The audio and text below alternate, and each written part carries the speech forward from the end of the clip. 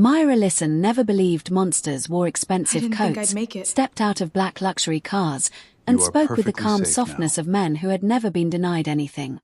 She had always imagined danger as something loud, dirty, and obvious. That belief shattered on a rain-soaked night in downtown Chicago, when the city lights blurred across the pavement and a stranger stepped between her and death. Maya had finished another late shift at the Wexford Grand Hotel, a place where marble floors shined brighter than the people paid to clean them. Once, she had worked in an office with a badge, a desk, and a future she almost believed in. Then she reported the quiet racism that followed her through conference rooms, the jokes disguised as compliments, the promotions handed to less qualified people, and the supervisor who warned her that being too sensitive would ruin her career. Her career ended anyway. Now she carried towels, cleared trays, and smiled at guests who looked past her as if she were part of the furniture. Every night, Maya walked home with the same heavy thought pressing into her chest. The world did not need to hate her loudly to destroy her slowly. That night, the rain came down hard enough to empty the sidewalks. Maya pulled her coat tighter and crossed behind the hotel toward the private parking garage, hoping to catch the last bus before midnight. Then she heard a woman crying. Near the garage entrance, Vincent Crowe stood beneath a silver awning, one hand gripping the arm of a terrified young woman. He was famous in Chicago for charity dinners, redevelopment projects, and interviews where he smiled like a man born to save the city. But the expression on his face that night was not charitable. It was cold ownership. Maya stopped behind a concrete pillar. Her heart warned her to keep walking, but her hands moved before fear could stop them. She lifted her phone and recorded. The woman's trembling, Vincent's threats, the way his security men watched without concern. Maya captured it all. Then Vincent turned. His eyes locked on the small glow of her screen. Panic tore through Maya's body. She ran before he even pointed. Behind her, car doors slammed. Heavy footsteps followed. The city that had ignored her pain all year now ignored her screams. Rain swallowed her voice. Headlights flashed against brick walls. Her shoes slipped over puddles as she cut through an alley, chest burning, fingers numb around the phone that had become both evidence and death sentence. A hand grabbed her shoulder. Maya twisted away and crashed against a dumpster, pain exploding through her side. 3 men closed in. One reached for her phone. Another smiled like this was routine. Then the alley went silent. At the mouth of it stood a man in a dark coat, untouched by panic, his face half-shadowed beneath the rain. He did not rush. He did not shout. He simply looked at the men, and something in them changed. Fear replaced cruelty. The stranger moved with terrifying control, dismantling the threat as if violence itself obeyed him. Within moments, Maya was still on the ground, shaking, alive, and more afraid of her rescuer than the men who had chased her. He offered no explanation. He only watched her with pale, unreadable eyes while a black car pulled beside the alley. As Maya stepped into it, one wounded man whispered the stranger's name like a death sentence. Ronan Vale, the king of the Underworld. Maya Listen thought being saved meant freedom, but Ronan Vale's protection felt like stepping into a prison built with marble, silence, and secrets that had never been meant to be questioned. She woke up in a high-rise penthouse hidden above Chicago's skyline, a place so elevated it felt disconnected from the city's suffering below. Glass walls stretched across entire rooms, revealing a glowing ocean of lights, yet the space itself felt cold, almost lifeless. Everything inside was expensive in a way that did not invite comfort, only control. Soft footsteps moved outside her door. Staff members entered and left with quiet precision, placing food, water, and clean clothes without ever meeting her eyes. When Maya asked questions, the answers never came. The silence itself was the response. It did not take long for her to understand the truth. She was not a guest. She was being contained. Vincent Crowe wanted her dead because of the recording. And Ronan Vale had placed her in the only place where death could not reach easily. When Ronan finally entered the room, the atmosphere shifted instantly. Conversations elsewhere stopped. Guards straightened. Even the air seemed to tighten around him. He moved with calm authority, not rushed, not emotional, as if the entire building recognized his presence before he spoke a word. Maya studied him carefully. The man who saved her in the alley now stood in a world that bent around him. Without asking permission to sit, Ronan explained the truth in a controlled, almost detached tone. Vincent Crowe was not simply a businessman. He was a system of corruption disguised as success, money laundering through real estate, political influence bought through donations, judges compromised through silence, and enemies erased without public trace. Maya's phone, apartment, and digital identity were no longer safe. Everything she owned had likely been tracked the moment Vincent realized she had recorded him. A sharp anger rose inside her. Not because she was surprised, but because once again powerful men were making decisions about her life without her consent. First Vincent. Now Ronan. Different worlds, same control. Ronan did not argue with her anger. He only stated the truth: if she walked out of that penthouse, Vincent's network would find her before sunrise. That honesty unsettled her more than lies ever could. As Maya watched him, contradictions began to surface. Ronan was feared by everyone in the building, yet no one seemed terrified of him in the way criminals usually inspire fear. They were loyal, precise, almost disciplined. He never touched her without permission. He never raised his voice. Yet everything around him carried the weight of someone capable of ending lives without hesitation. Through subtle observations, Maya began connecting pieces. The coded phone calls. The armed guards stationed like shadows. The way people lowered their voices when his name was mentioned. Ronan Vale was not just protected by power, he was power. A deeper realization hit her when she remembered how Vincent's world treated people like her. Invisible unless useful, disposable once inconvenient. A black working-class woman with no powerful family name was never meant to survive exposure of men like Vincent. Yet Ronan had saved her, not erased her. Maya secretly searched his name online. There was nothing official. No records. No legitimate history. Only fragments, rumors of vanished rivals, financial collapses, and unexplained disappearances tied to those who crossed invisible lines. An intellectual fear settled in her chest. Ronan was either her shield, or something far worse than Vincent ever claimed to be. That night, unable to sleep, Maya moved through the penthouse and found a locked office door slightly ajar.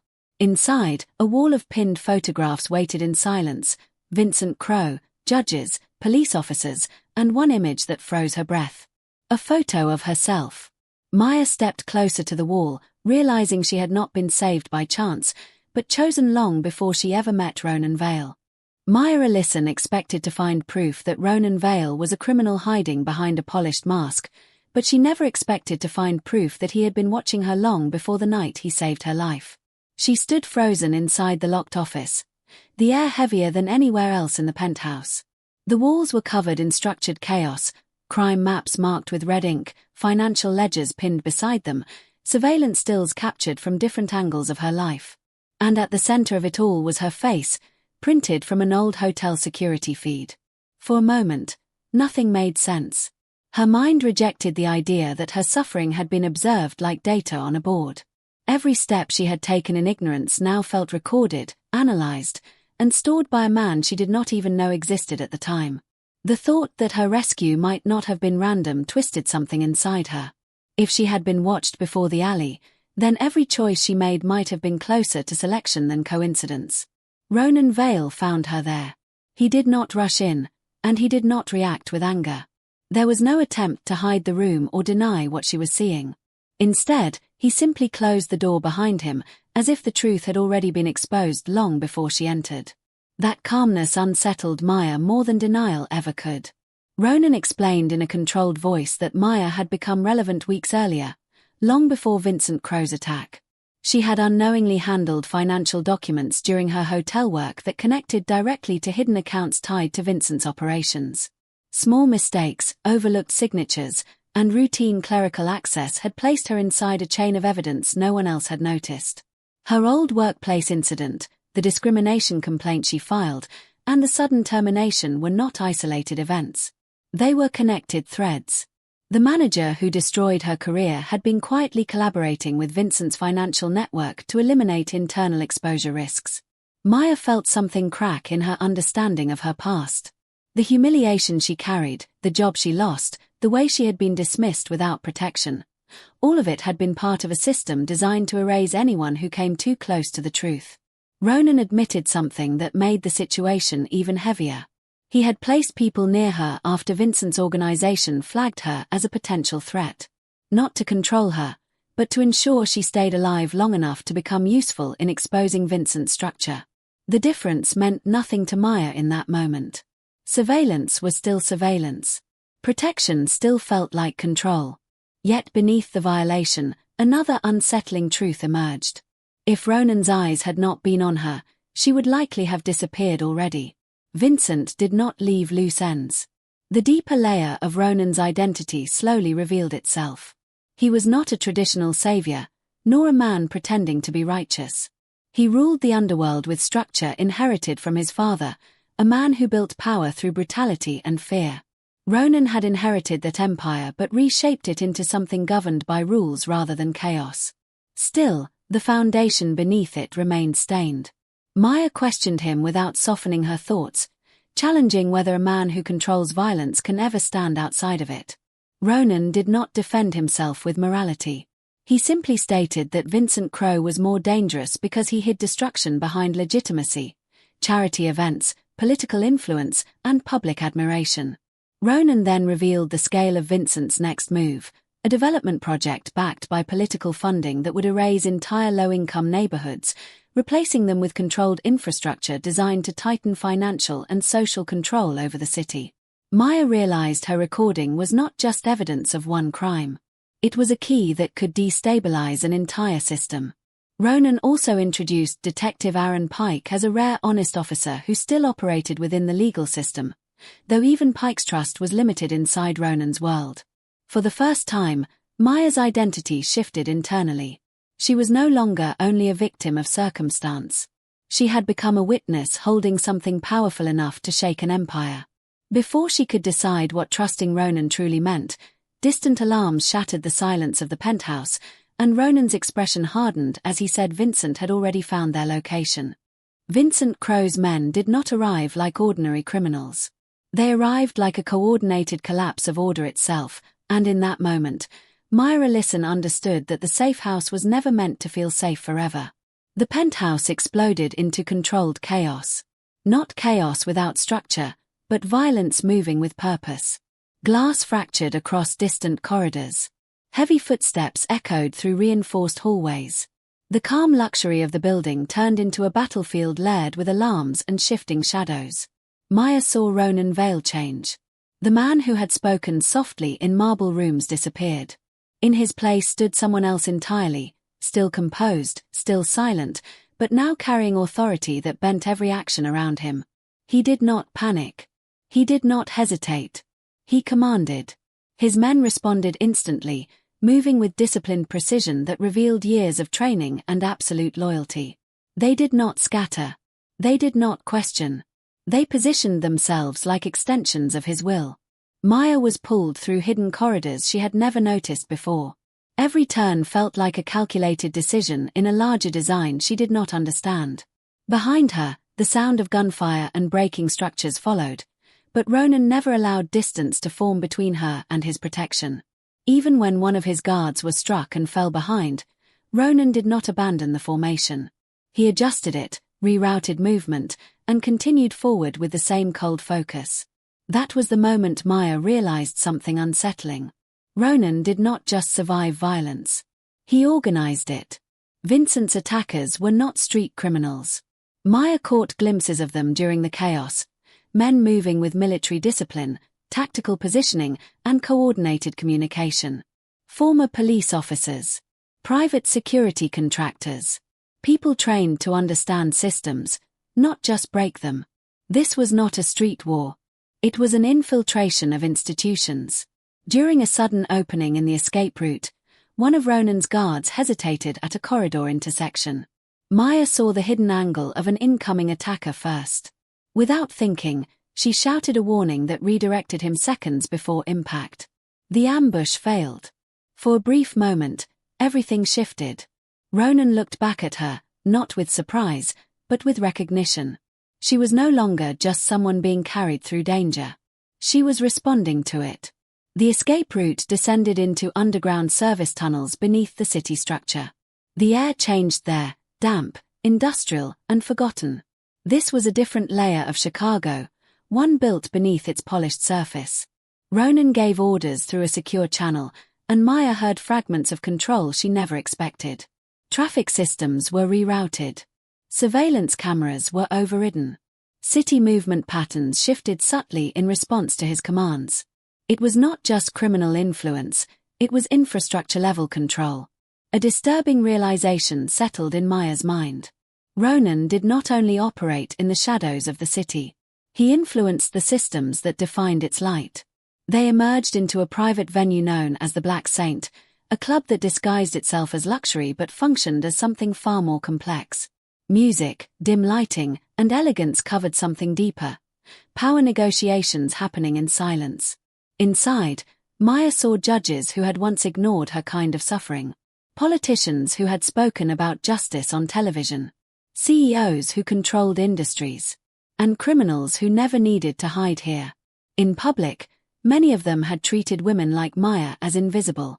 Here, they stood with lowered pride, acknowledging Ronan Vale without question. The divide was undeniable. Power had its own language, and Maya had only just learned she was not part of it until now. Ronan positioned her beside him and introduced her not as property, not as leverage, but as someone under his personal protection. The statement shifted the room's perception instantly. It marked her as untouchable within his world, but also permanently visible to his enemies. That visibility carried immediate consequences. A captured attacker was brought forward, bruised but conscious. Through fragmented words, Vincent Crow's message was delivered like a blade. He knew about Maya's younger brother, Caleb. The emotional weight collapsed inward. Maya's fear stopped being abstract. It became personal, immediate, and irreversible. She turned to Ronan and asked for protection for Caleb, urgency breaking through her controlled fear. But as she spoke his name, Ronan's expression changed, sharp, still, and deeply unsettled. Because Caleb was already gone. Maya Ellison had survived being hunted through rain-soaked streets, locked inside invisible cages of power, and manipulated by truths she never agreed to uncover, but nothing shattered her the way the thought of her younger brother being used as punishment for her courage. Caleb Ellison was not just family to her. He was the last living connection to the life they had built after their mother's death. A quiet college freshman with a sharp mind and a habit of overthinking everything, he had always been the one person who believed Maya would eventually break free from the weight of the world. He studied late, avoided trouble, and trusted that effort alone could protect him from systems that did not care about fairness. Now that belief felt like a lie Maya had allowed him to carry. Guilt hit her in waves she could not control. Every decision she had made since recording Vincent Crow now felt like a chain reaction leading straight to Caleb's disappearance. The idea that her attempt to expose corruption had dragged her brother into danger made her feel responsible for a crime she never intended. Ronan Vale did not waste time reacting emotionally. The moment Caleb's situation became clear, his entire network shifted into motion. Information channels opened. Secure lines activated. Names, transactions, and movements began to surface in real time. But Vincent Crow had anticipated them. Caleb was not in any obvious location. He had been moved through routes designed to avoid surveillance patterns, legal tracking systems, and known criminal corridors. Whoever had taken him understood how powerful Ronan's reach was, and had designed the abduction to exist just outside it. Inside Ronan's operation center, the atmosphere changed into structured urgency.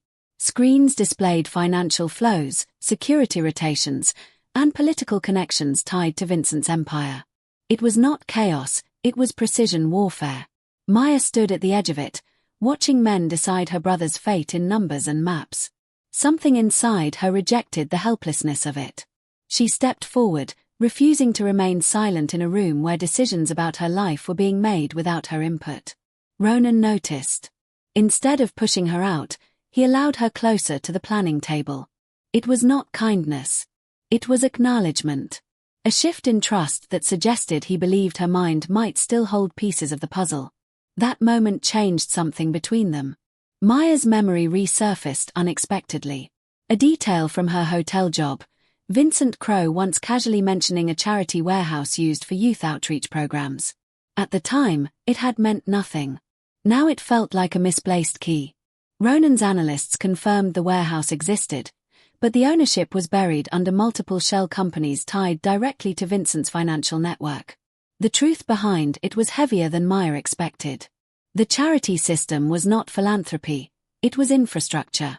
A cover for laundering money, controlling vulnerable communities, and quietly mapping influence across neighborhoods that never made the news cycle. It added something deeper than fear. It added moral weight.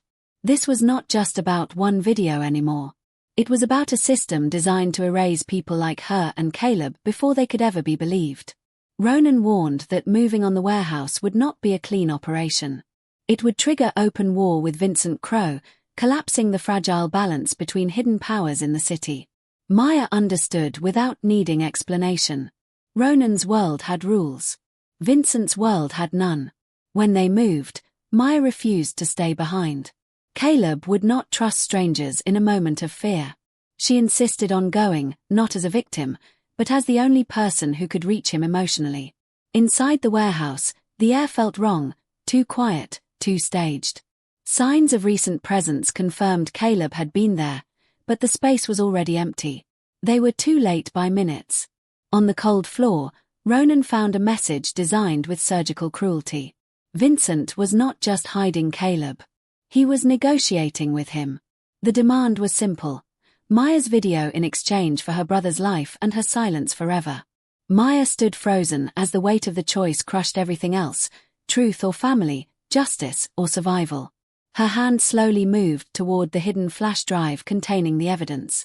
Before she could decide, Ronan's phone rang. Detective Aaron Pike's voice carried urgent warning. There was a traitor inside Ronan Vale's own inner circle. The most dangerous betrayal did not come from Vincent Crowe's enemies outside the door. It came from someone Ronan Vale trusted enough to let stand behind him when no one else was allowed to. The moment Detective Aaron Pike delivered his warning, Ronan shut down the Black Saint's upper level. Doors locked. Security protocols tightened. Communication channels were rerouted into encrypted isolation. The entire structure of his empire bent inward, as if the building itself was preparing to identify a hidden fracture.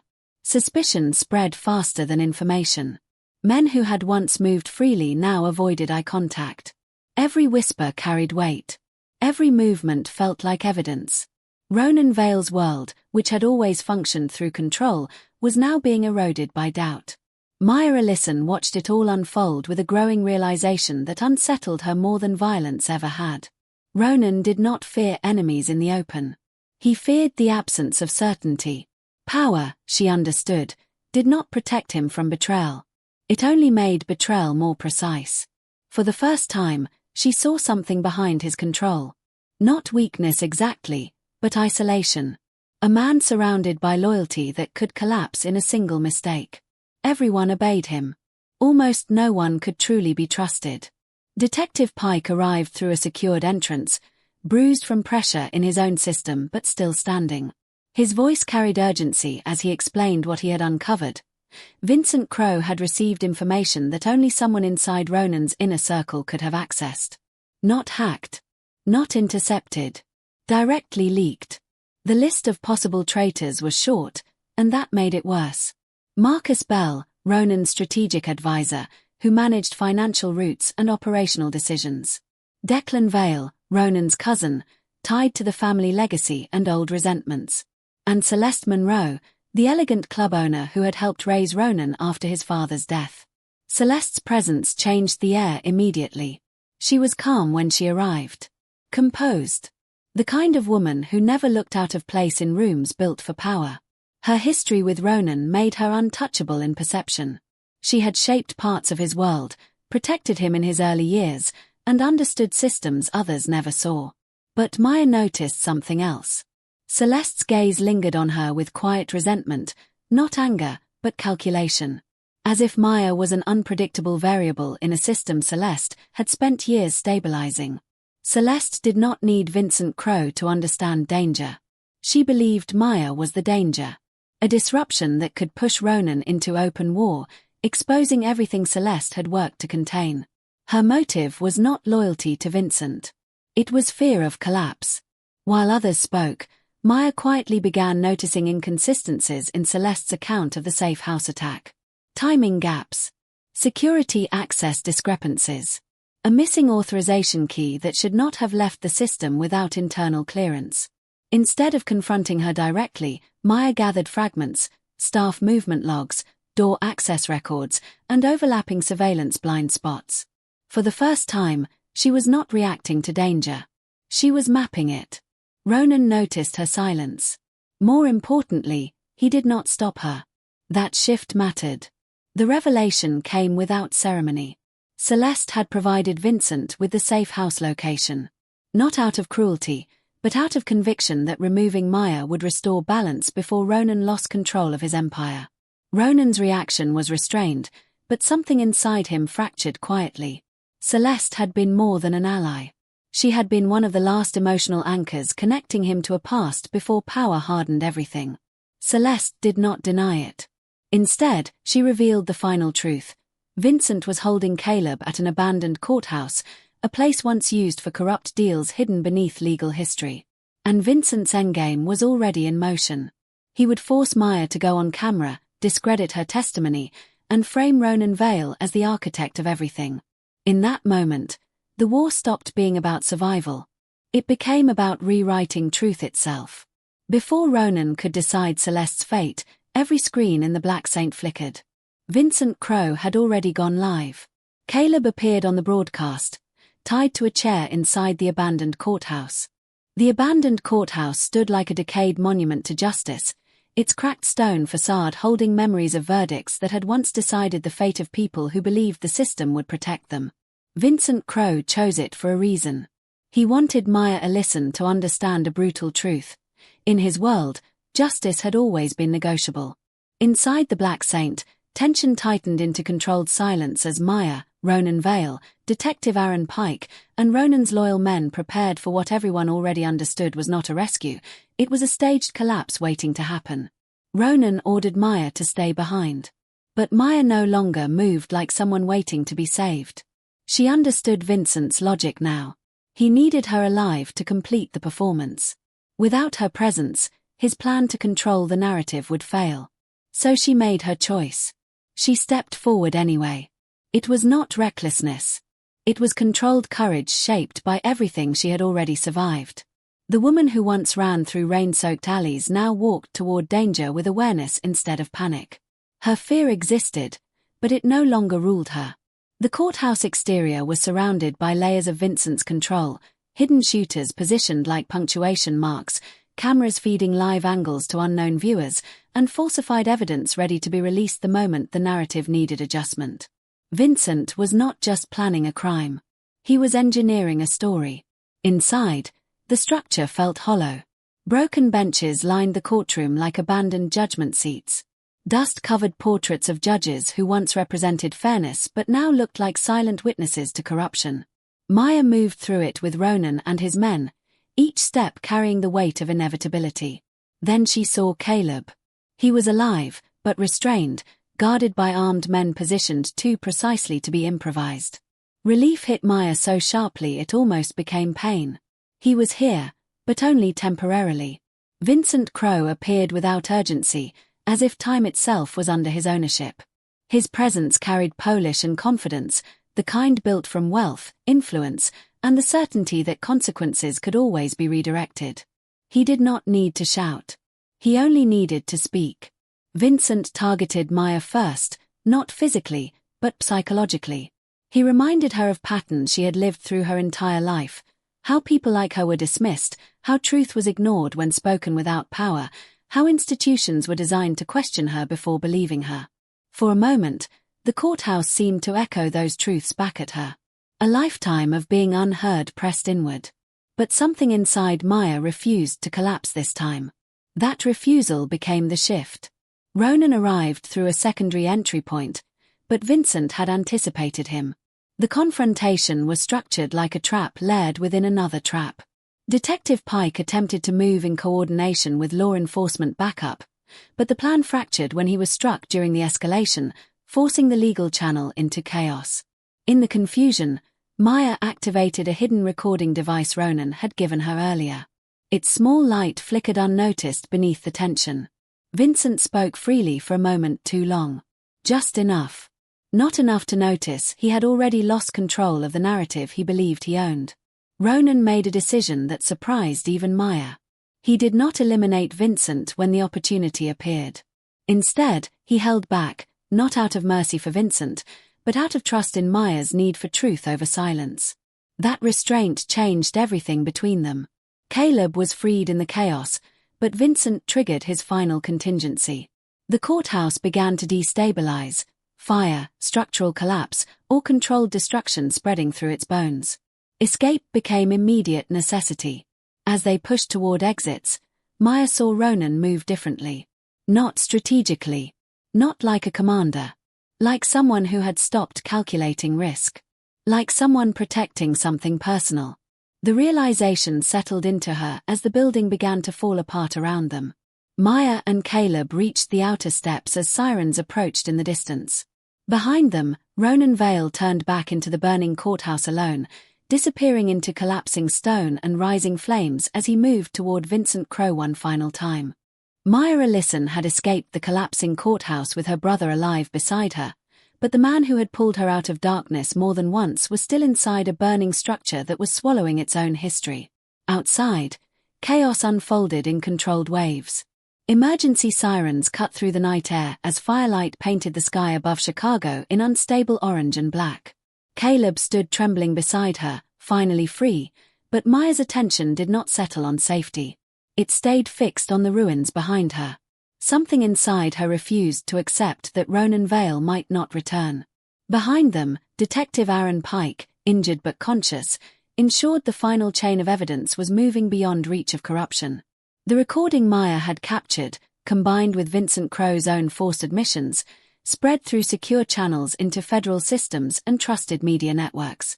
For the first time, Vincent's carefully constructed public identity began to fracture in real time. Reports surfaced rapidly.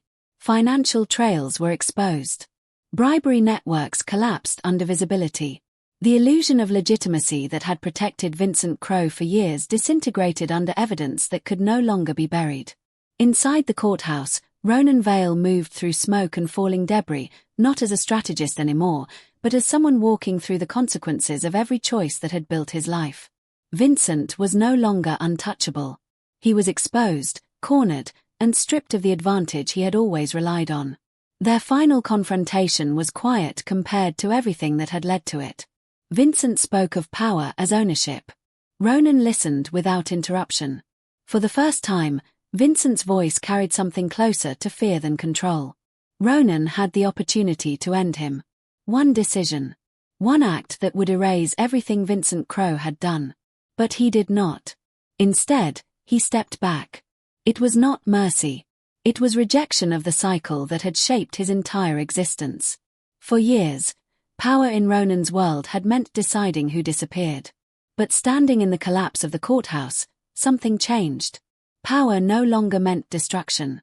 It meant accountability. Vincent was left for the law to finish what violence had begun. Moments later, Ronan emerged from the courthouse ruins, wounded and covered in ash, stepping through smoke like a figure pulled from something older than violence itself. Maya saw him and did not move at first. There was no romantic distortion in her perception of him, no illusion that darkness could be erased by survival. She understood what he was, and what he had been willing to become for her. Ronan Vale's empire did not collapse entirely after that night, but it fractured. Parts of it were dismantled. Some operations were shut down permanently. Others were restructured under new rules that targeted only those who caused harm rather than indiscriminate control. Maya testified publicly, not as a victim, but as the witness who broke Vincent Crowe's constructed reality. Her voice, once ignored, became part of the system that exposed him. Caleb returned to college under protection protocols that no longer felt like imprisonment.